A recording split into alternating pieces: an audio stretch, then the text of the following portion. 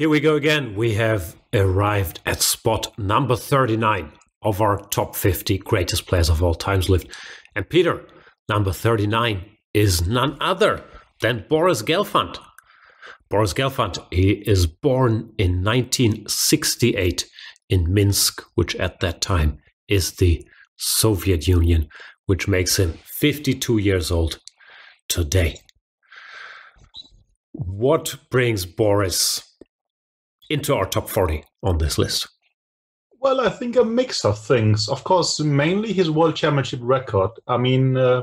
He loses the match to Anand in 2012, but he makes a 6-6 draw and then loses the tiebreaks.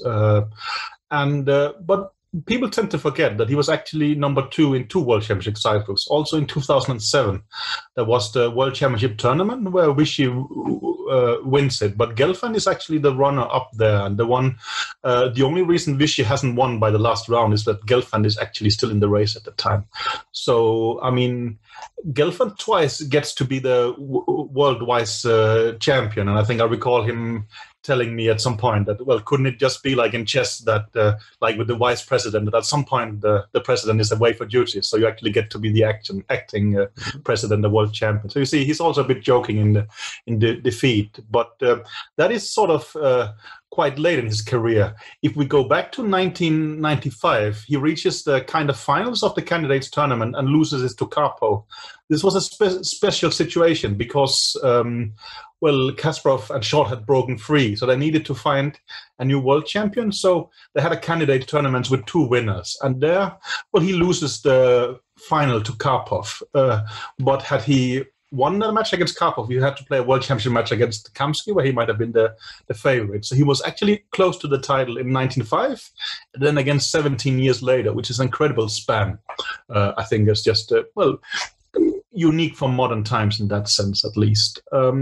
His world ranking, I think at best is number 4, which is for a long time, 28 months, which shows that, he's up in the world elite and such, and quite early in his career, as we can see on the dates. I think number 3 maybe, even though when he enters the scene, like 1990, very early on, he's very, very high rated. I'm not sure who maintains it. This is the Stoner's rating. Actually, on the actual FIDE rating list, he could be higher and such. Yeah, it was number 3, I'm pretty sure. Yeah, it sounds right. And also we take his peak rating is actually from 2013 and such. So, he's a strange character that basically he has 2 different careers as we kind of see it, right? That he's a prodigy early on and he gets close to challenging Karpov, and then somehow it stagnates and it seems like people, gets ahead of him. And then he has this second burst quite late in his career in his 40s, where he gets close to becoming the world champion on 2 occasions actually and such. And he loses to Anand, but right after that, in the beginning of 2013, he plays the Tal Memorial, and this is an incredibly strong tournament. There is Vichy, the reigning world champion. There is Kramnik, one of the supposed challengers. There is Magnus, who is number 1 on the rating list and will go on to win the candidates and then the world championship the same year. But people probably forget that this was Gelfand who won this event. This is just, a tournament that was even stronger than the candidates tournament, most likely, because Vichy was also playing. This was actually won by Gelfand in the beginning of 2013. He was just an incredibly strong player at that time, basically very late in his career. And he had an anomaly that someone that late and after actually having sort of fallen down the ranks suddenly come back like this. But he was very much world elite and a dominating player at that point. Also, I think the comeback he made, in 2007, he gets to be number 2 in the World Championship. He has to start all over again to get to play with Anand in 2012. He wins the World Cup, so he wins 7 knockout matches in a row. Then he qualifies for the candidates. Then he has to play 3 more matches, which he wins all of them. He actually wins 10 knockout matches in a row to get to play Anand. Good luck doing that. That is an incredible achievement, I think. Yeah, no, you make a good case. There's also the longevity element. He's in the top 30 in the world from 1990 till 2017, like for 27 years straight, which is not bad either. And he does have the World Championship achievements. I struggled a bit with having him so high, but that might be my bias that from the time when I followed chess most consciously in the 2000s, he's one of the guys very much, but he's not perceived as one of the top guys. Like we talked about this Leko, Anand, Kramnik, Kasparov era, then later Topalov. Gelfand is around in these super tournaments, but you don't think of him as a candidate to win them. But you have a point that he comes. I agree with you in the sense, and also, I mean, for instance, Leko we have lower than Gelfand, and if we just look at the first stage of the careers, Leko would obviously be higher.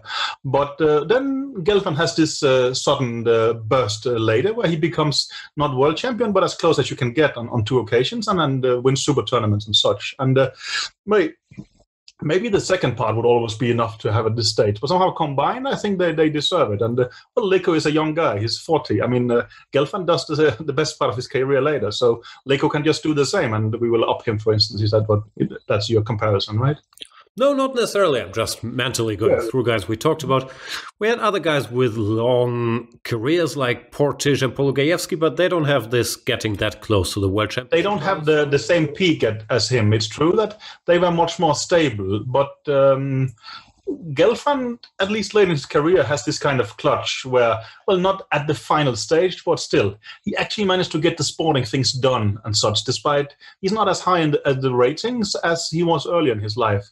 But he really becomes a world championship guy, someone, well, you can say like a Kayakin in his youth, someone who delivers when it really matters. I mean, well, in chess, we don't value it so highly because we have the rating system we trust a lot. But let's say in football, other things, I mean, you will talk about guys who, okay, championship league finals, world championships, that's what it matters, right? And not some kind of arbitrary rating system. And Gelfand was doing this pretty well in his late in his career. So that's I think it's justified, but it's obviously debatable.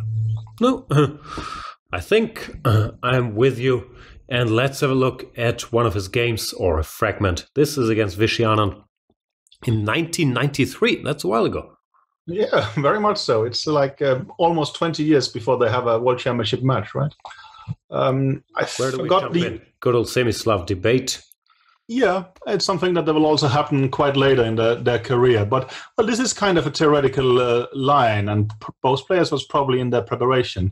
No, I think it's just, I mean... Anand becomes the guy who denies Gelfand the highest crown on 2 occasions late in their career. But here, I mean, 20 years earlier, 15 years earlier, depending on which one you care about, it wasn't at all clear who of these would actually grow on to be the one who becomes a 5-time world champion. For sure. When I got into looking at chess at all in 1990, Gelfand was, I think, world number 3 and very much one of the guys. Like he, I think, finished second behind Kasparov in Dortmund back then. So he was very much there and had a surprise loss to was it to Nigel in one of these early? I think so. Yeah, he lost. Well, he needed to win the last game with White to equalize, and it was better. But Nigel, that cycle exactly. Nigel showed such great, fighting skills and managed to overcome that as well. Oh, you see some nice combination, and then Rook A4, Queen G5, G3 wins the Queen and such, right? That's beautiful. I think, there was threading made on G2, but you prevent that and at the same time setting up this unstoppable threat. I think many is saying Gelfand is a strategic player. That's also what he says himself. But some says he's just an extremely good calculator. He's a good tactician and a great theoretician. So I think when it works well for him, he is able to play these complete games where he slightly out-prepares opponents and then he just keeps up the pressure and they look flawless from start to beginning, which not many people can do. But often with Gelfand, with these theoretical D4 victories, they just look like perfect games. And I think it's those elements that he does the homework and then he can also finish it off by calculating. Well, of course, he has the sound strategic upbringing as well. I think also you brought up the nice guy thing at some point with an earlier guy, and that you could definitely do with Gelfand. I think he's extremely respected by everyone. And also, well, typically when World Championship match happens, there will be some kind of awkwardness between the players and fight. But I think both Vishy and him said that when they played, I mean, Gelfand will come and graciously greet Vishy behind the scenes before every game, and then they will go and have a sporting contest. But somehow, and I think even I remember, I mean, it must have been so tough losing this player. But Gelfand was extremely nice. I mean, hopefully, I mean, he could have been crying in his room for all I know. I don't know. But, I mean, he acted like such a gentleman on all levels in this on these things, despite having a tough fate at some point that could have been, well, crowning his career.